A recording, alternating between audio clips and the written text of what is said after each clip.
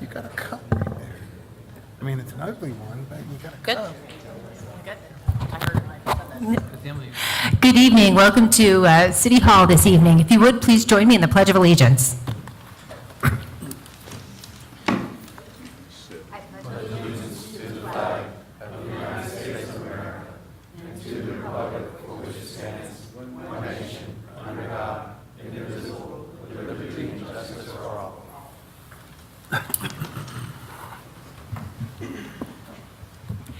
And please join us in a moment of silence.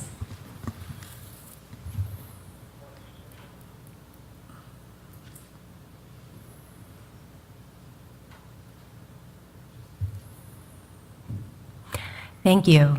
Well, welcome to the first City Council meeting of June. It is 6:34 or so. Oh, 6:32 according to my computer. This clock is a little fast. We have all members of council present and accounted for. We have no ceremonial items today, but we do have next on the agenda, approval of the minutes. What is the pleasure of council? Madam Mayor, I'll make a motion to approve the minutes of March 28th, 2022, and the work session from April 18th, 2022. Second. All right, we have a motion and a second. Any discussion? All right, all those in favor signify by saying aye. Aye. And they are adopted, approved unanimously. Next up, we have public comment. We've got quite a few requests for public comment. First up is Turner Clay. And if you could, please state your name and full address, including city, for the record. Sure. I might be too tall for this thing. If you want to take it out, just go Like improv DJ? style. Hi. Hope you guys missed out on that hail. My car got damaged pretty bad. Half-inch hail at my house. Yeah, wow. My name is Turner Clay. I live at 269 Homegrown Way in Oviedo. What else? Is that it? Yep, that's it. I'm here because I drew the short straw in my neighborhood because we all had questions regarding the fire assessment pamphlet that we just got in the mail. So our question is, first of all, is this a forum where I can ask a question and get an answer, or no? At the end of the meeting, during reports, we can answer questions. Okay, so it's basically just state my Give us case. all your questions and I'm writing them down. Cool. So on our last year's tax bill, we, before the special assessment, it was explained to us, and again, we might be ignorant. We don't really look at the fine print all the time, but in this case, we're trying our best. And we're under the understanding that the department's budget for the fire department is from the Oviedo millage rate that's on our itemized tax bill. So when we add this new assessment to our tax bill, by our math, and again, it could be wrong, it's almost like a 6 or 7% increase on our property tax. I've only been here for 2 years. I've never seen anything like that in my life. So again, for everybody in my neighborhood that I'm down here to represent, our question is, the portion of that millage rate that's normally allocated for the fire department, is that going to be reduced? I think I heard you say it in the February meeting, Ms. Mayor, about it possibly being adjusted to account for the new special assessment. So that's our question, is will the millage rate go down as we think it should to accommodate for that new assessment? And that's it. Thank you. All right, thank you.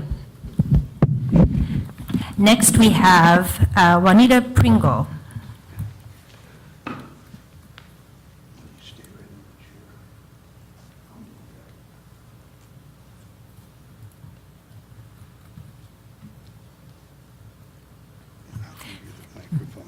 It's handy to have a microphone that moves, isn't it?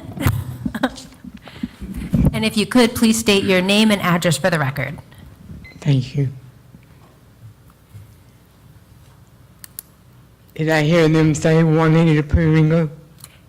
Yes. And they're correct in that announcing that my name. Juanita Pringle. And can I say anything else?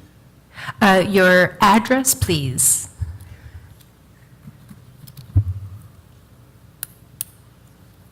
It looks like it might be 373 Norwood Court in Oviedo. Is that correct? Yes, All right, thank you. And please share your comments. yes.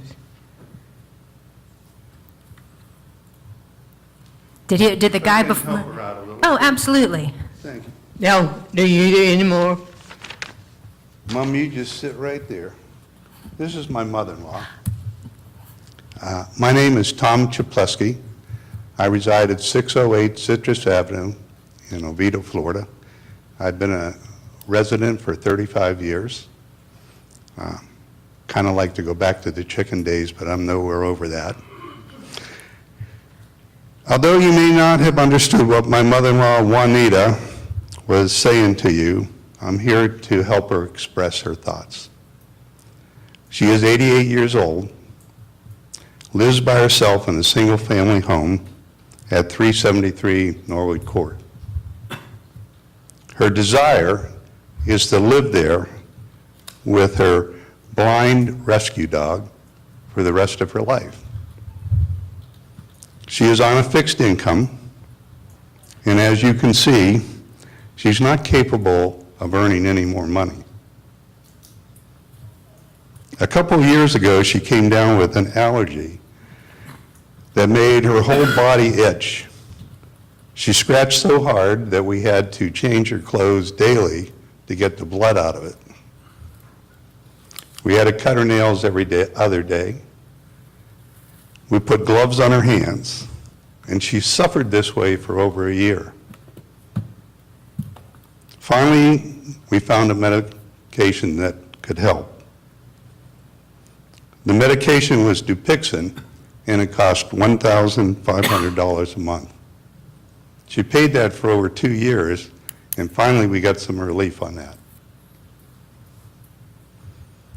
Her concerns now are, what are the next medical conditions which may be cost prohibitive? Is lighting and fire assessment the only additional expense, or will there be others assessments?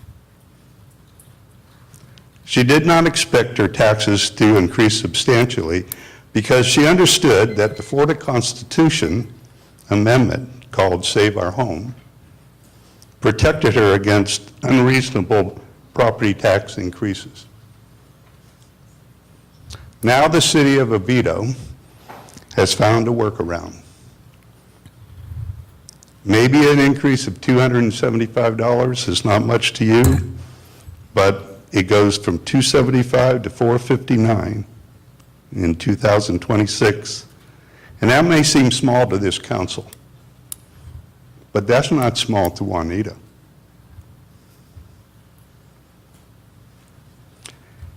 I know the council has looked at other cities to see what they have implemented, but consider this.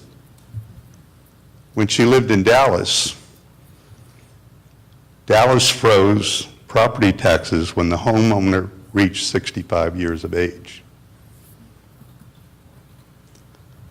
I guess Texas has a bigger heart for the elderly people. Thank you. Thank you. Next, we have Jocelyn Williamson.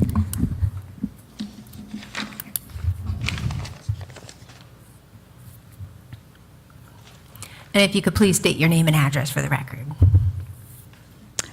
Good evening. I'm Jocelyn Williamson. My address is already on record. I'm an Oviedo resident, actually a longtime resident. Graduated from Oviedo High School, where my mother taught for over 30 years. And I'm here to ask you, each of you as representatives of all the citizens of Oviedo, to recognize June as Pride Month, simply because it is the right thing to do. My mother taught a student who was out as gay to his classmates and friends, but was horribly bullied. After school, every day, he stayed in my mother's classroom just to avoid the bullies he faced outside that safe space. The following year, he went to college. My mom thought, surely people will be more accepting there. And during his first semester there, he killed himself. It was devastating to my mother, to his friends, to his allies. They all got together and they planted a tree at Oviedo High School to remember him. And a week ago, my mother shared that memory on Facebook for Pride Month and received this message from a former student. Quote, "I felt you should know, planting that tree had a profound effect on me. Had it not been for that tree, I would not have spent every Wednesday eating lunch with a gay classmate my first semester in college. Those conversations over lunch made me rethink a lot of the worldview I grew up with and profoundly changed who I am. The people who look up to you do not listen to you, they imitate you. Thank you for being the teacher I needed," unquote. That tree still stands in the courtyard today, an unmarked memorial for an innocent victim of the callous crime of hate simply for being himself. The student who wrote my mom, he learned from her example. This is why Pride Month matters. We cannot ignore the problem of shame and bullying and hope it goes away. Recognizing Pride shows LGBTQ youth and their families that you support them and that there is hope in Oviedo for a brighter future. Demonstrate by example that all are appreciated and worthy of love and understanding. This resolution is a simple request, an act that requires little effort but will have profound effects. We need you to set an example of how we should care for those in our community who need us the most. If this council stands up, actually when this council stands up, that will make a difference. Let that be today, not tomorrow, not after bigotry and bullying cause another person to wonder what value they bring by simply living. Let us say in this community, you should never be ashamed. Thank you. Thank you. Next, we have Kelly Parkin.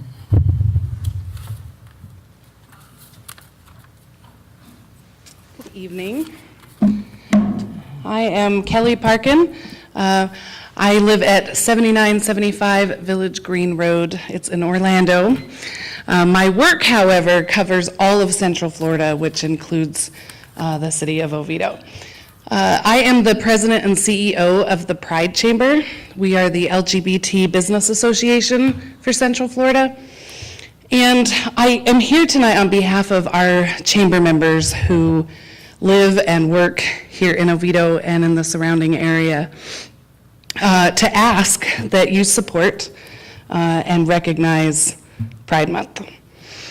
A Pride Month proclamation may seem like just a piece of paper, but it's so much more. I'm a little tall here, let's try that.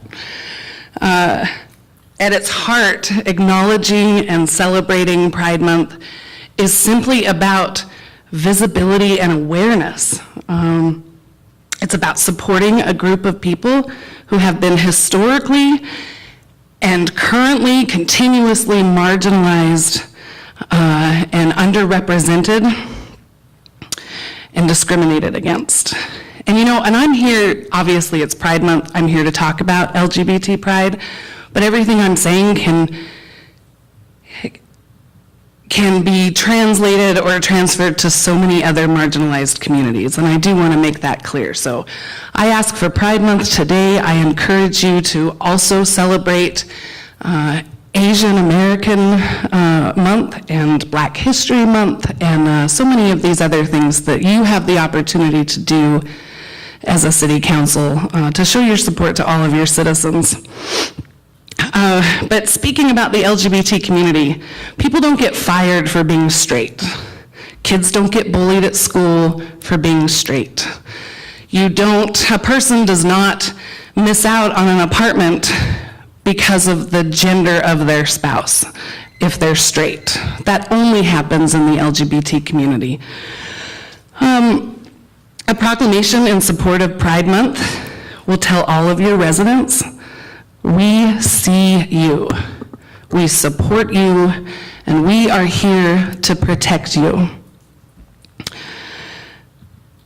As Jocelyn mentioned, this small demonstration can literally be life-saving. So I appreciate your time. I hope that you'll give this request the serious consideration that it deserves. And I just want to let you know that I am here anytime. If y'all have questions, you want to talk about this further, you want to see how else you can help your LGBT citizens and residents, I'm around, and I would love to have a chat. And I love your shirt. Thank you. Thank you. That is all the written requests we have. Is there anybody in the audience who would like to address council at this time? Come on up. And please state your name and address for the record. Raymond Jesse, 1034 Willow Lake Circle. I'm just here because I also have questions about the new assessment. I'm not quite sure what this means. I saw that in this year, October, from October, that there was roughly $7 million for the fire department. And with the new assessment, that means there's an additional $4 million. But I understand that's not what's going to happen. It's not going to go from 7 to 11 million. That some of that money that would normally have gone would be shifted to other departments or other areas. I'm not sure if that's true, but that's kind of what it sounds like.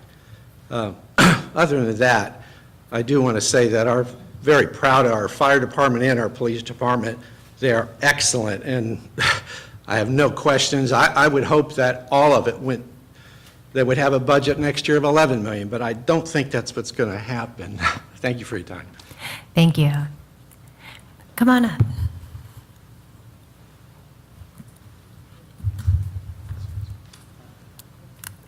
Hello, my name's Richard Murray. I live at 684 Citrus in Oviedo Terrace. The topic I have is the roundabouts. There's 3 proposed roundabouts, as I understand it. One of them is for McKinley Mill. I don't quite understand why we're treating McKinley Mill better than everybody else. I understand that maybe in the past, there was a council member, somebody who lived in there, but McKinley Mill got Newcastle Road, or whatever the name of the road is, closed off so that they could be their own little enclave in there, and so now they're special. Now you want to put in a roundabout just for McKinley Mill. I suggest as a compromise that if you do this roundabout for them, open it up back into Alafaya Wood. So, no, not Alafaya Wood. What's the name of it? Bentley Woods. Yeah, is it? Bentley Woods. Bentley Woods. Yeah, Bentley Woods. Open it up into Bentley Woods, because you're just going to be servicing a small amount when you could be helping out a whole lot more. Additionally, cancel it. Cancel the roundabout for McKinley Mill, not because I hate McKinley Mill. Everybody should get a good deal. Everybody would like to have their own little secluded little community where you can get your property values to go up.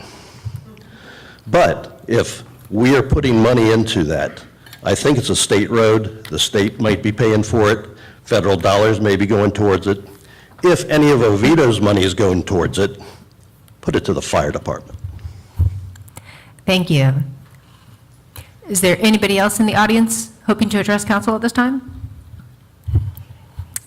All right, with that, we will close public comments. Next up is the consent agenda. What is the pleasure of council? Madam Mayor, I'll make a motion to approve the consent agenda as presented. Second. All right, we've got a motion and a second. Any discussion? No. On this side? All right, all those in favor signify by saying aye. Aye. And the consent agenda unanimously passes. We have no public hearings, and we do have a couple of ordinances. First up is ordinance number 1723, zoning map amendment for the wedding barn. And Madam Mayor, I do have a conflict of interest, so I'm going to be stepping out for this one. All right.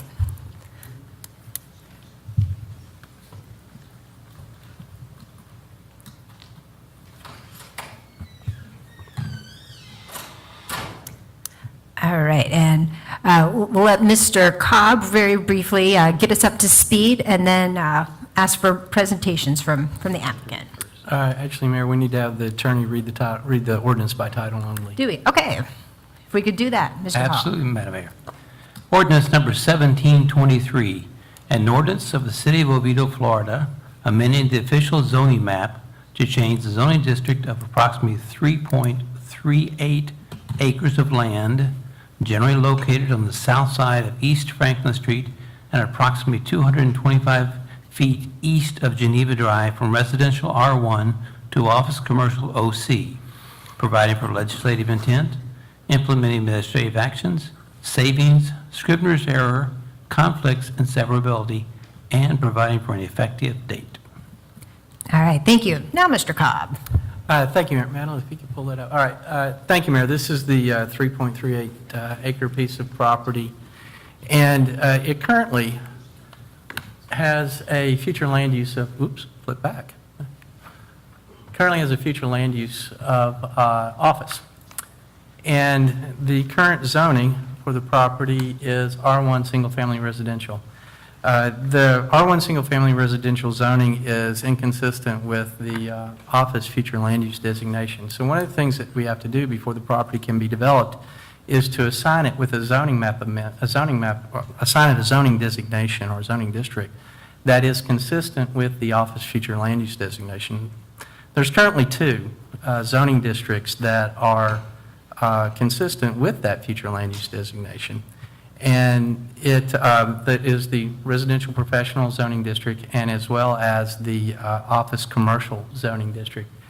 And as you can see, let me flip over to the zoning districts here. Here we go. Okay. As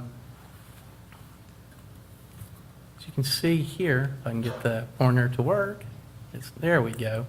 We have two parcels right here that are currently zoned OC, and then we also have a parcel right up here that's zoned RP. And so the property itself, you can see to the west there that we have downtown mixed-use historic district. To the east and to the north, you have a mixture of R1 single-family residential as well as the OC. Across the street, the PLI, that's the Seminole County Public Library. The RP that is adjacent to that is a church as well.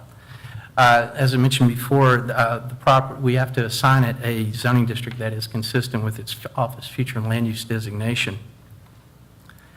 The other thing that we have to look at is existing uses. And so it's a hard-to-read map. It's the best one I could find.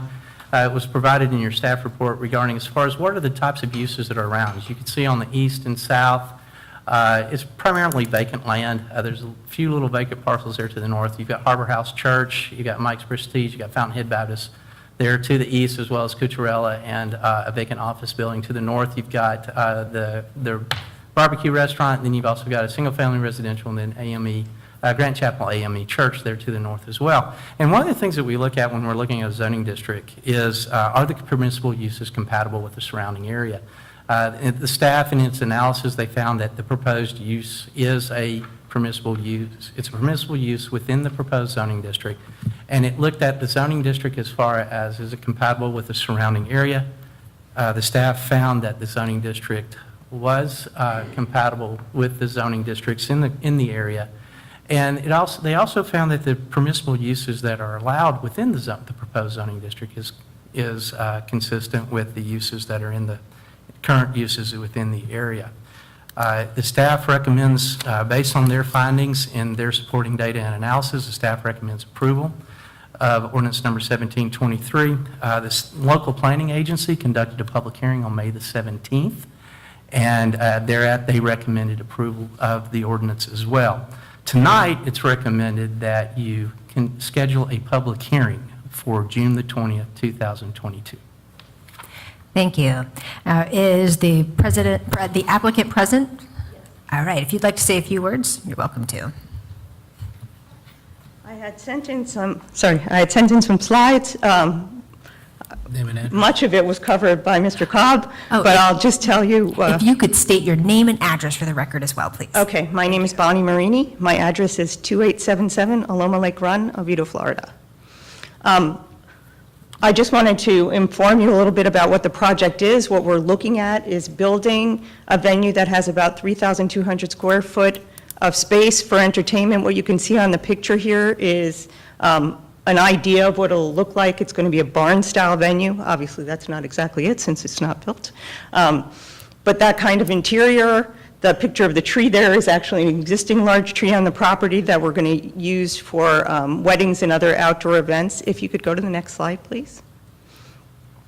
So you can see that the intention is to be able to accommodate approximately 200 guests for events. There really aren't any event venues like that in the area, so we think it'll be an enhancement to the community to be able to offer this kind of facility right here in Oviedo for weddings and parties, and also for business events during the week and at other times. So if you go to the next slide, it just shows you a little bit about the surrounding area. I think Mr. Cobb discussed this information, so it does fit in with the other neighbors that are there already. And the next slide also was something that Mr. Cobb effectively covered, which is, oh no, that's the following slide. I just wanted to mention the green space. One of the things we want to do when we build this barn is keep a lot of green space around it. You saw the plan, the map of the area, but all the green you see on this is wetlands. So that is protected wetland and will still stay wetland. When we build our facility, we won't be impacting any of the wetlands or looking for any mitigation credits or anything. We're going to keep the wetlands as they are and keep as much green space as possible around it. And I think, oh, yeah, if you can go to the next slide.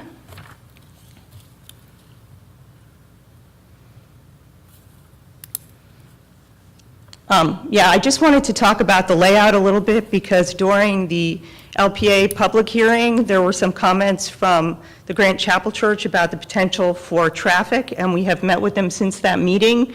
One of the things they were concerned about was people being on the street or turning around on the street or hanging around right there on Franklin Street. I just wanted to show you our draft layout, which is in the city for review, but the facility will have a big parking lot off the street with plenty of places for people to turn around, and of course, per code, it's got quite a large road to turn around in that would accommodate the fire truck. So we wouldn't expect any of our guests to be on Franklin Street for more than a minute or so it takes to get from the roundabout to the entrance that the barn would be on.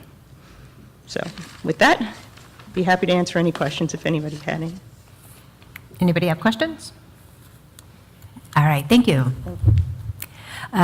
Is there anybody in the audience who would like to address council on this issue? All right, with that, we'll close public comments. Wait, oh, okay.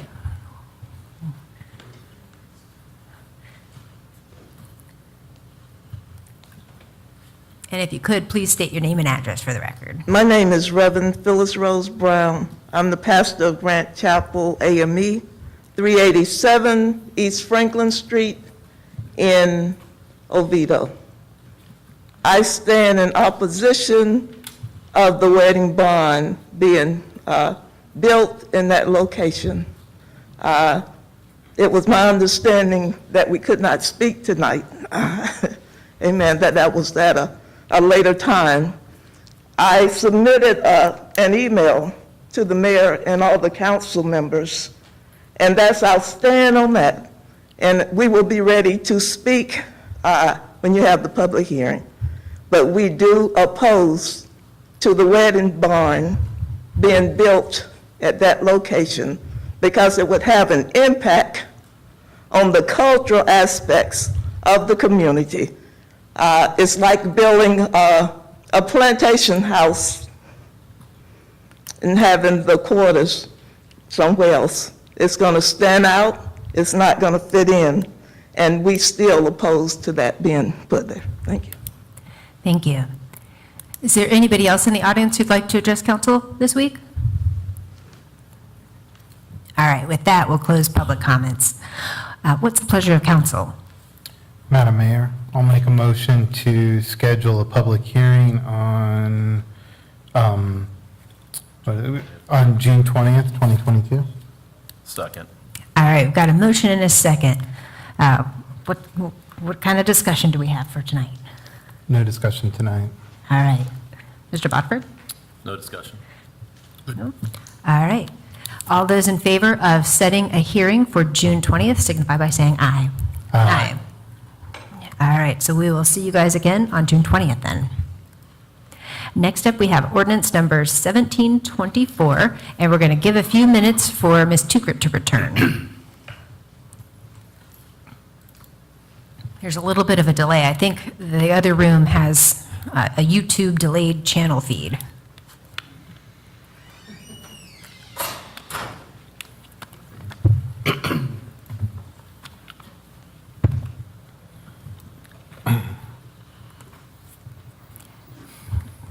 All right, so we're on ordinance number 1724. Mr. Hall, if you could read this by title only, please. Absolutely, Madam Mayor.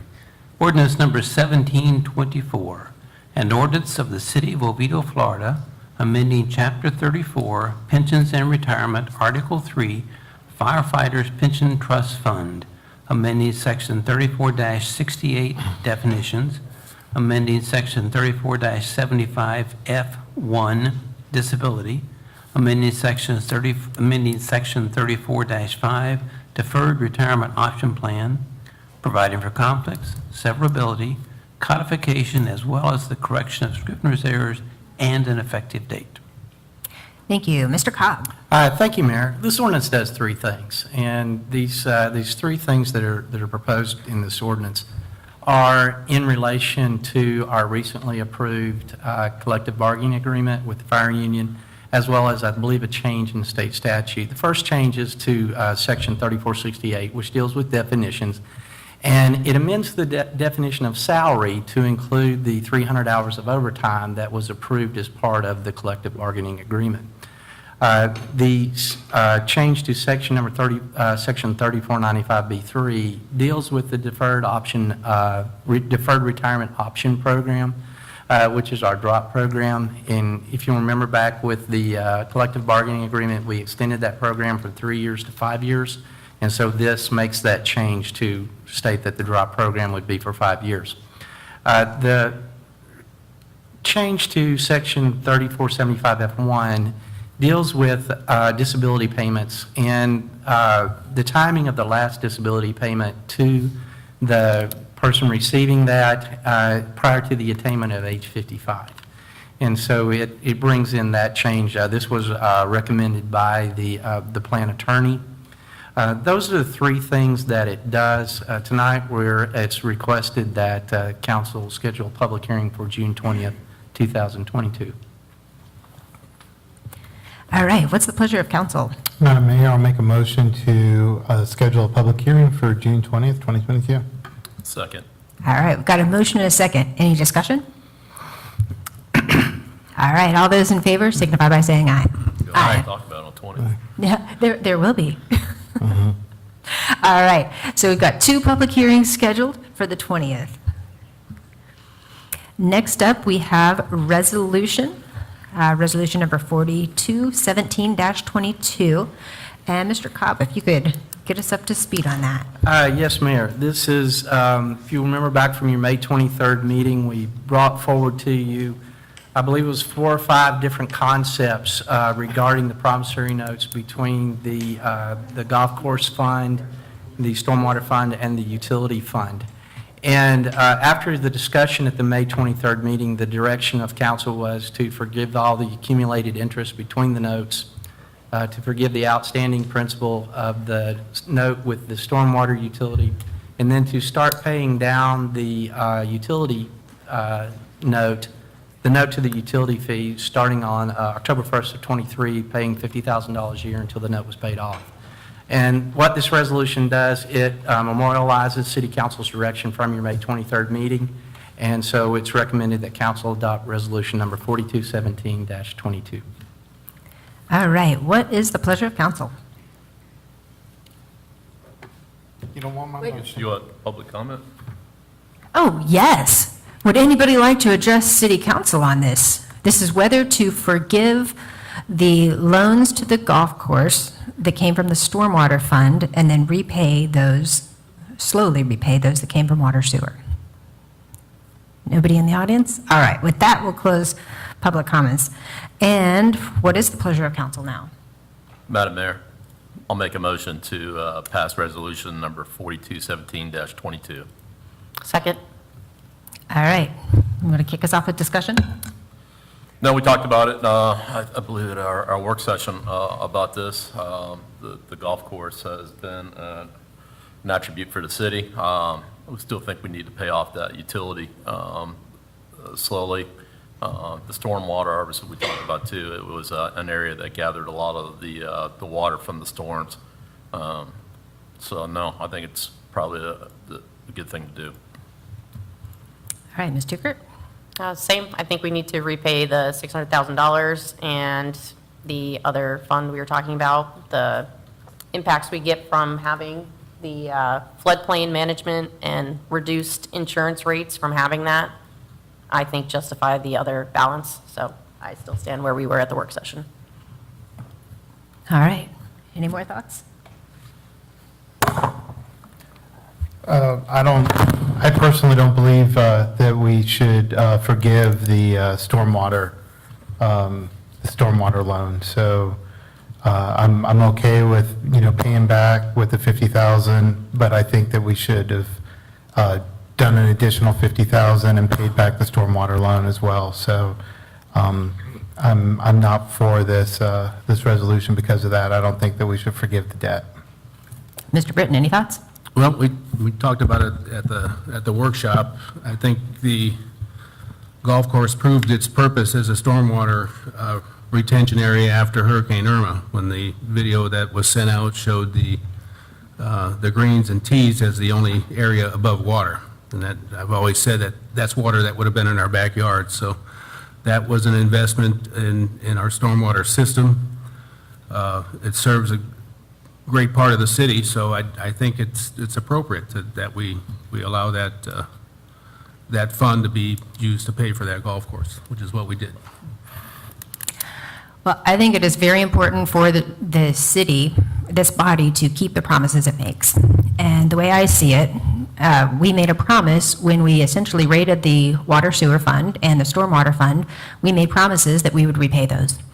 Both of those are utilities that are funded by fees. And tonight we heard from several people who are concerned about us implementing a fire fee.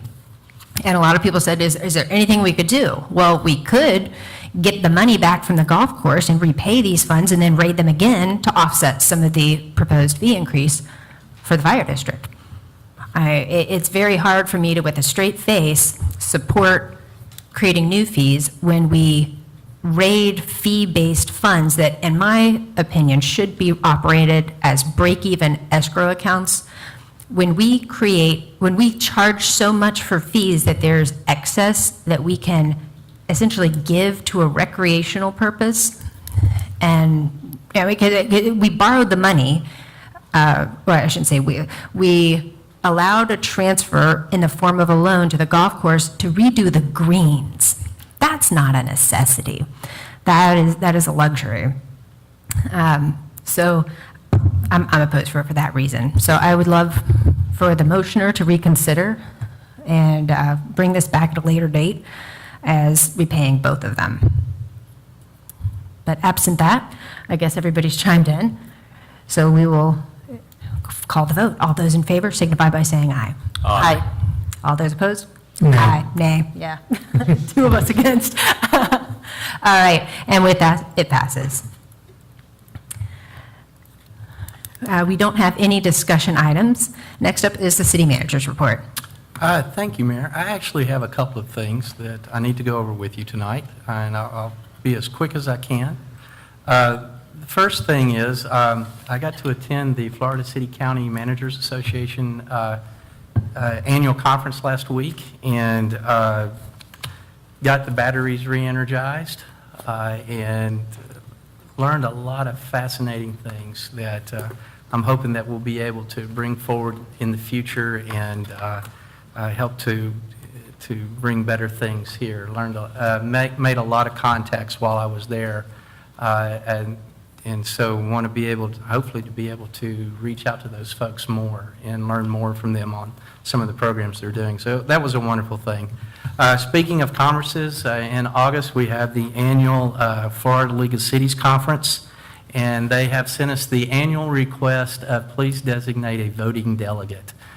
In the past, it has always been Mr. Britton, but we've also had in the past that the newest members of the council have also served as the voting member. But I need direction from you all regarding who you would like. If Councilman Britton wants to continue his trend, which is fine, I can submit his name, or if someone else wants to do it, so.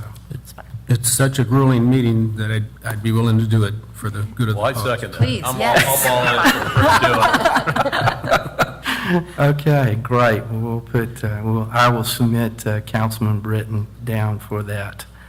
The second thing I have for you is July 4th is a Monday, and that would be our normal meeting night. And was wanting to know if you feel we need to reschedule that meeting to the 5th, the 6th, or 7th, or if you prefer that we just not have the meeting that week and only have one meeting in the month of July. Don't we traditionally take one week off in July? Yeah. Only, the last time that we had like, the 4th of July was on a Monday, we did do that. We had, I think last year was on a Sunday, so we took the Monday off because it was our holiday, is what it was. Is there a lot of work to be done or something that is urgent? I have not heard yet. I haven't heard that there's, something that's pressing, can't wait till, July the 20th. So, Well, even if there's nothing that's pressing, I don't want us to be the cause of anybody having even a 2-week delay. So if there is anything, I will likely not be back for that date. But I not that I want to volunteer all of you guys to come, but. No, I'm fine doing the rest of the week if you guys are willing, but Doing, the 5th, 6th, or 7th, I guess. I don't know what my schedule is. Do we have to decide tonight, or? No? I'm available that week if we need, if there's something that, if there's something that doesn't have, or that needs to be, taken care of that week and can't wait till the following meeting, I'm available that week. If we can get, a couple more council members, then. how about we do that then? If I have something that needs to, if I have an agenda, if I have something that cannot, there's no way possible that it can be moved to the 20th, then I'll let you know that we need to have a meeting. And if not, then we'll take that week off. Seems like you've moved everything to June 20th anyway. June 20th is going to be a rather lengthy agenda, yes. So, Pack a lunch. all right. Thank you, Mayor. That's all I have tonight. All right. City Attorney's report. Madam Mayor, your city attorney's office does not have a report tonight. All right, Mr. Botiford. Yes, so Mr. Cobb or Ms. Jones, I guess, from the public comment that we had earlier, could maybe one of you guys kind of talk a little bit about the fire assessment and how we're going to allocate that money, that we're pulling it out, and it's going to free up funds within the general fund, and kind of some of the things that we're talking about that it would be used for? You nailed it on the head. It's more than a 6% increase. It's more like a 20% increase. I haven't done the math on that, That's so I true. can It depends tell on you. who you are. It's a 100% increase For me. you, yeah. Just to give you a little bit of background on it, one of the things that we're always looking for is how to make ourselves financially resilient. And ad valorem tax revenues isn't really one of the ways to make yourself financially resilient, because you're at the mercy of the economy and you're also at the mercy of the state legislature. And so this non-ad valorem assessment is one of those ways to help make us in the future financially resilient. The idea is to take, and this is one of the things, is that this assessment can only be applied to firefighting operations. We can't apply it to the ambulance side of our fire department. That side, the ambulance side, will still continue to be funded through the general fund. And so, but we can fund this the assessment. The assessment will be used to fund the firefighting side, or what we call fire suppression services. it'll be used to fund that portion of the fire department budget. And one of the things that you all, in your last work session, you said, okay, we don't want to fully 100% say, okay, this is the cost.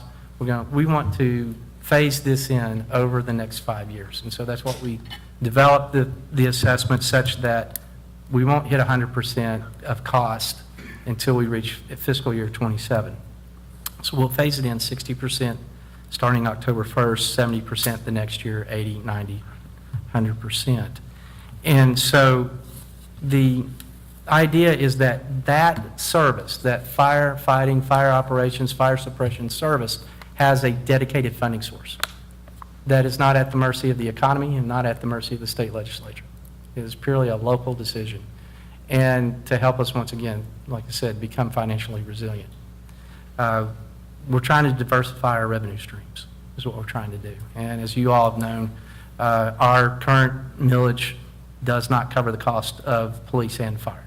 It'll fund one, but not both. And so this is a way for us to be able to fund both. And the thing that we're looking at, and to be honest with you, Mr. Bodiford, if you said, what am I going to use this money that's left, when we take that and move it over here and say, okay, this has a dedicated funding source, and I believe it was around $4 million that we can recoup. What are we going to do with that other $4 million? Well, I can tell you I have a lot of needs. I have a lot of needs in personnel. I have a lot of needs in capital. A lot of things that we need to do to maintain the things that we have. And I can't really say that I have identified all the things where that money can go for. But as we go through the budget process, we will be identifying. If the council says, after the public hearing, if the council decides that you want to implement this fire assessment, then the budget will reflect what we can and cannot do as far as that's concerned. And we're not putting all our eggs in one basket. We're preparing all kinds of different budget scenarios that we will bring to you in your work session the next time we talk about budget. So I can't tell you tonight exactly what that money would be used for. When we were talking about the 100% funding, okay, using the assessment to fund 100% of that fire operation budget, which I think was around $8 million, if I remember right, $7-8 million. We in our work sessions, we actually talked about doing an equivalent. I can't say dollar for dollar because millage doesn't work that way. But we were talking about doing an equivalent reduction, okay, in the millage to do it when we were talking about funding 100%. But since we're phasing it in and we're starting at 60% of that, I don't know right now that I can recommend to you a millage reduction. One of the things Mr. Boop said, well, we could just not transfer the GEO bond savings over. That is something we could do. It's not a lot of money. If you all remember last year, it was worth $34,000. But that's something we can look at. And until we really get into finalizing the budget, I won't really know if we can do any type of reduction this year or not. As we move forward, as we get into that 80, 90, 100% funding through the fire assessment, yes, I think there is the ability for us to start looking at the millage and doing some equivalent form of a reduction for that, because we will be covering more of that fire suppression budget under the assessment. So if you think about it from this standpoint, the emergency medical service, the ambulance service, will still be covered by the general fund, okay? The portion of the fire suppression service not covered by the fire assessment will still be covered by the general fund. So those will still be there. And trying to remember exactly how, I believe that this year's budget request was around $8 or $9 million to begin with. So that's the thing that we're looking at. We're looking at new apparatus. We're looking at possible new firefighters as well. And so we're looking at all kinds of different things. But right now, they're all just scenarios until we really know what's going to happen with the fire assessment.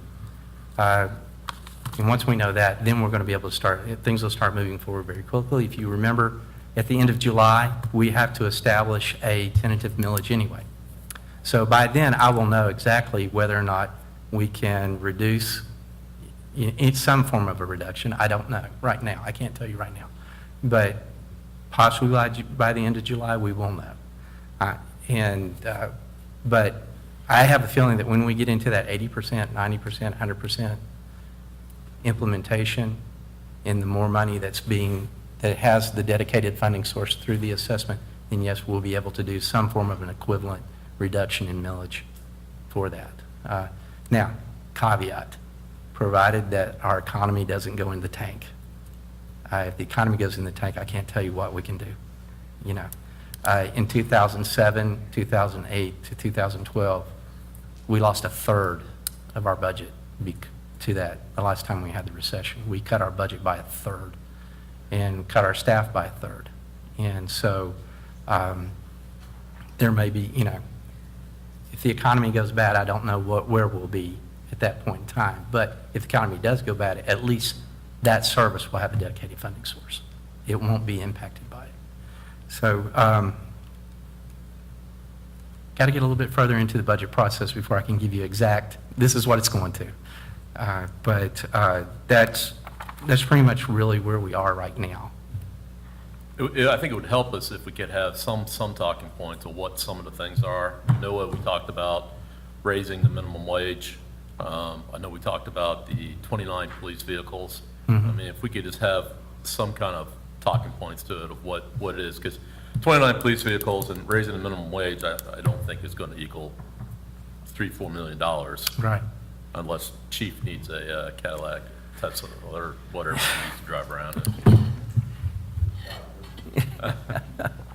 So, but yes, we can give you a general idea of some things that we're considering, but right now, exact things I couldn't really tell you. And then the one with the gentleman spoke for his mother-in-law, asking about other assessments. There is no other assessments that we have out there that we're talking about, correct? No, sir, this is the only one. We started working on this in 2018. And when we went to the state, and actually our first idea was all of public safety. We wanted to do police and fire. And we've had this discussion before, but we were told that police doesn't have a direct impact on the value of property, but firefighting does. And so that we could do an assessment on police, but we could do one on fire, but we could not do one on police. I still have a hard time with that. I really do.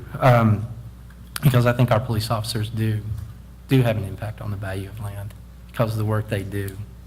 And Mayor, you're a realtor. You tell folks low crime. You know, great schools, low crime, quiet neighborhoods. It's great. But so that's when we started focusing in on fire and fire suppression. We learned we couldn't use it for ambulance service. But it was the one thing that was the one assessment that had been successfully done in the state of Florida, and as far as a non-ad valorem assessment. And so, yes, that's the only thing we're working on right now. Are we looking for innovative ways to diversify our revenue streams? Yes, we are. We don't want to be completely beholden on the ad valorem because, as I said before, because of the reliance on the economy, reliance on new construction, and then also the reliance on, there's also the impact of the state legislature. Every year we get really nervous when the state legislature starts proposing bills to reduce the revenues that we can get through our ad valorem. So, plus we also have a cap. We can't exceed on the ad valorem as well. So, you know, that's the things that we're looking toward. We're trying to diversify the revenue stream so that we can make it through those periods of uncertainty. Okay. Mr. Cobb, if I could ask for some clarification. Sure. I don't mean to interrupt the report, but I think we are looking at water rate hikes, which is a fee. We're looking at, eventually, we will reevaluate sewer, and that fee could change.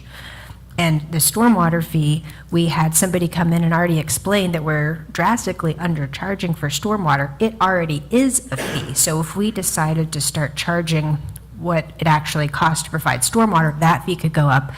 And at the last meeting, or not, I guess in May 23rd, I had asked, could we create a fee for Parks and Rec? Because essentially what we're freeing up money for is to run Parks and Rec, because the amount that we subsidize our recreation department equals about as much as we ultimately will raise through this fee for the fire department. So we need it for the fire department because Parks and Rec consumes and does not produce in the same way. So for every dollar we spend on Parks and Rec, we recover 30 cents. So it runs at a 70% loss. So is that accurate that all of those things, Parks and Rec, water, sewer, stormwater, those are potential fees, and Parks and Rec has not been discussed. I'm mentioning that for the first, well, not for the first time, second time tonight, but the other already are fees. You're correct, Mayor. The water, sewer, stormwater, and the, those, in the, water, sewer, and stormwater, reclaim. Those are a part of the utility. And those fees, I'm sorry, my computer's saying I have to authenticate myself. There we go. Okay. Thank you. All of those are existing fees, and when I was answering Mr. Bodford, I thought he was talking about anything new. But those existing fees, yes, it's time for those to be reassessed, reevaluated. They are coming up on, I believe, 5-6 years now. They haven't been reevaluated in 5-6 years. So yes, it's time for those to be reevaluated, especially looking at, our current operations and looking at current costs. As we all know, chemicals are almost twice as much now as they were last year. So looking at those things, yes, ma'am, those are things we are looking at. Yes, we did have a discussion about a Parks and Rec fee. There is a way to do it. We did look at state statute. There's a way to do it through either the non-ad valorem process that we're using for this fee, or there's also a special section of the Florida statutes. I believe it's 481, chapter 481 of Florida statutes, that talks about creating an independent district that has its own board and has its own millage, basically. But the thing about it with the recreation and parks stuff is that we haven't really found anywhere in Florida where it's been used. There's other areas of the country where it's been used, but we haven't found anywhere in Florida yet. So, but as far as any new things, no, we haven't really thought about anything new things. But yes, as far as the evaluation of our utility fees, yes, we are looking at that because it's time for us to do that. So. All right, thank you. And back to you for a report. Sorry about interrupting No there. worries, no worries. And then the gentleman came in and talked about the roundabouts. My understanding, that is a county project, and I understand they have a public meeting Thursday night at the Foundry Church at 6 p.m. Are we giving any money to that? No, sir, we are not. That is, State Route 434 is a state route. It was initially programmed as a 4-lane improvement. It was going to go from 417, I think, in 2 phases down to 426. The area between 426 and Mitchell-Amick Road was sort of a way out there type thing. In the FDOT scheme of things, it lost its priority and got bumped way down. The county approached the state about one of their programs called a Complete Streets program.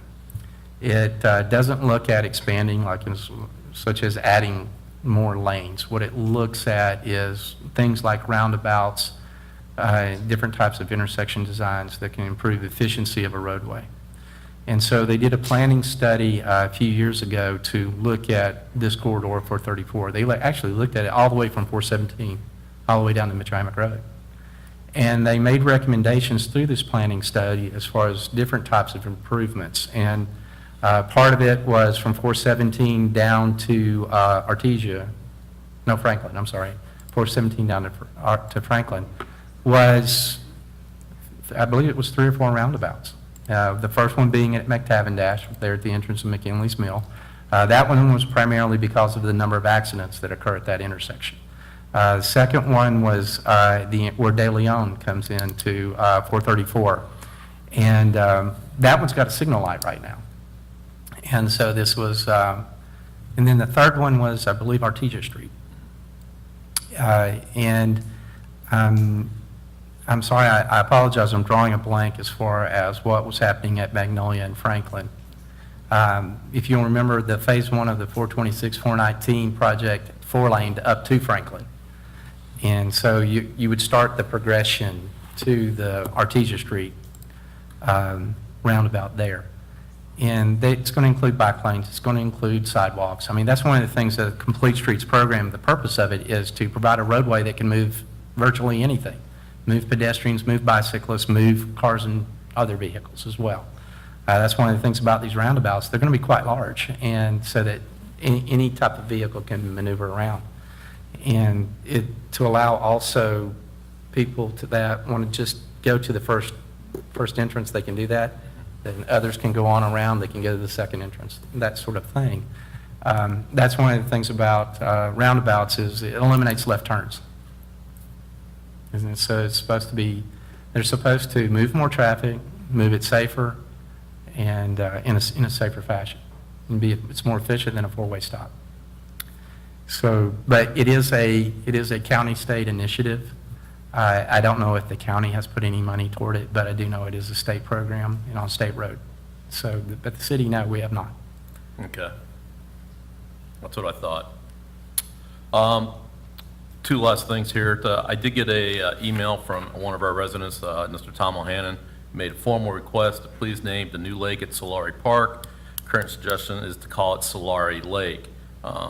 The Preservation Society is working on a historical marker for the new park and would be referencing the beautiful lake that with your diligent efforts have created. Everybody that I meet at the new park just loves it. After the lake is officially named, I would have Google add it to the maps. How do we go about something like that? You give me direction to name that lake, and I'll bring you a resolution doing so. Let's do it. We'll name the lake. All right. All right. Solari Lake. Okay? Solari Lake work. We will bring you a resolution naming it Solari Lake. Thank you. And then the last thing is recognition of Juneteenth. I believe that's coming up for Round Lake Park. Is it at 10 a.m.? 10 to 3. 10 to 3. 10 to 3. So it'll be an all-day event for that. And that's all I got. All right, Mr. Britton.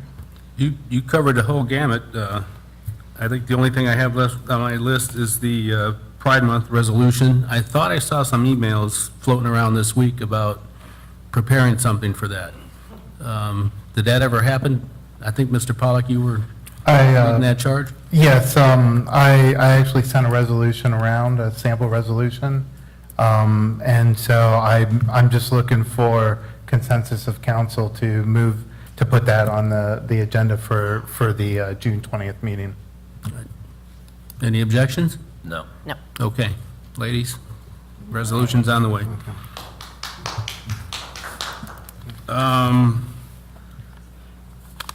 I also want to give my condolences to the Jacobs family. Ron Jacobs was the retired deputy chief, passed away, and his celebration of life was last week, so my condolences to him. He was a very nice guy.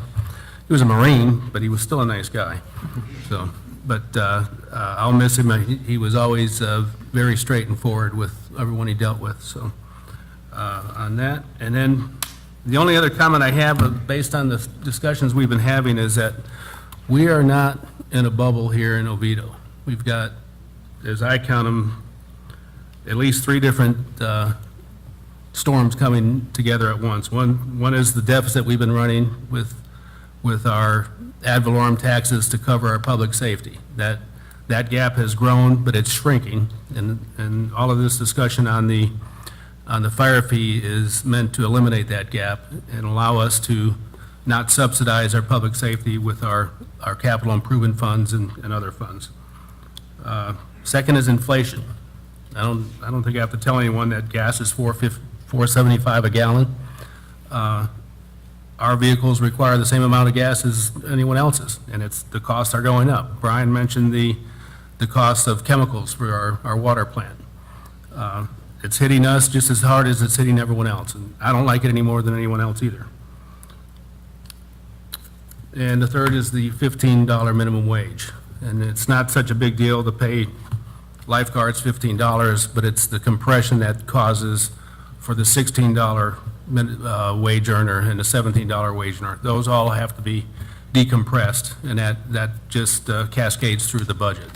So just for informational purposes, I'm just explaining some of the conversations we've had over the months and why we're trying to correct the problem the best we can. So we understand the pain that's going on, because we're feeling the same thing. My mother's 87 years old, and she lives alone, too. So I understand where you're coming from. With that, I think that's all I have for tonight. All right, Ms. Tukert. I also want to say Happy Pride Month. I'm happy we got consensus on that. So thank you, Kelly and Jocelyn, for coming up to speak. This last Saturday, the Oviedo Forest HOA invited me out. They refurbed their gazebo, and I went and met a lot of residents, talked a lot about the fire tax district. And they're doing some really cool things over there as an HOA. I don't know a lot of residents that love their HOA, but these guys are doing good. They actually replaced all their sidewalks in the gate and redid the park and the gazebo and had a lot of residents coming out in the rain for hot dogs and hamburgers. So that was good. The other thing with the fire tax district, I just want to put this in simple explanation because I know we all understand this and we've talked about this for hours.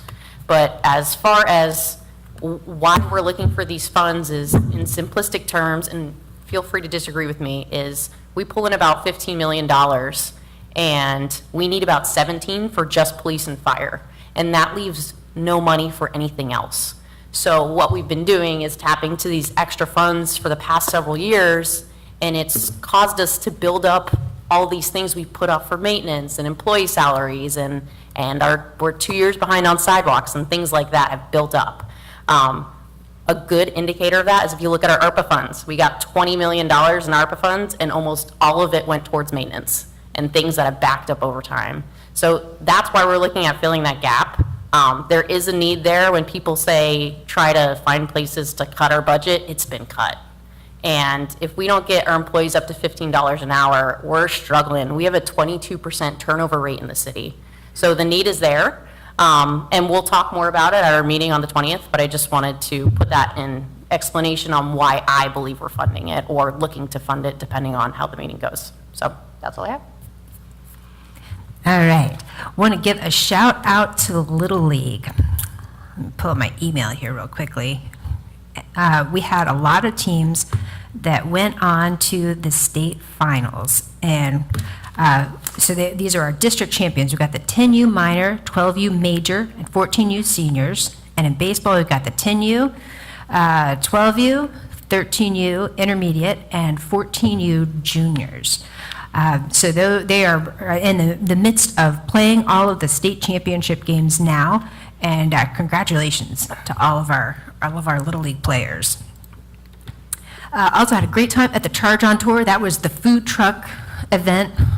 Was last week, 2 weeks ago? 2 weeks ago. But that was really neat. I got there a little bit late, missed the big crowd, but did get to go, and my little guy put on a helmet and hung out with Nitro, which was very nice. And the American Legion did a wonderful job celebrating our veterans. We had the event in the morning and the evening that they put on. So I'm glad that the city was able to do its part to let the veterans take the lead on that. And that's all I had. Oh, wait, one more thing. A new thing. This was in my box just now. Barry Cotton from Senator Rick Scott's office sent a note saying thank you very much to the city of Oviedo and Patrick Kelly in particular, who might be up in the booth up there, for helping have a mobile office hours here at City Hall for the senator. Yep. So thank you so much for allowing us to put that resolution for Pride Month on the agenda. This was a subject that's really hit home to me lately, and I just really wanted to do something and show people that we're a welcoming community to everybody. And the simple thing of a resolution can mean so much to a lot of people. So I'm really glad that we're able to do that. Thank you so much for that.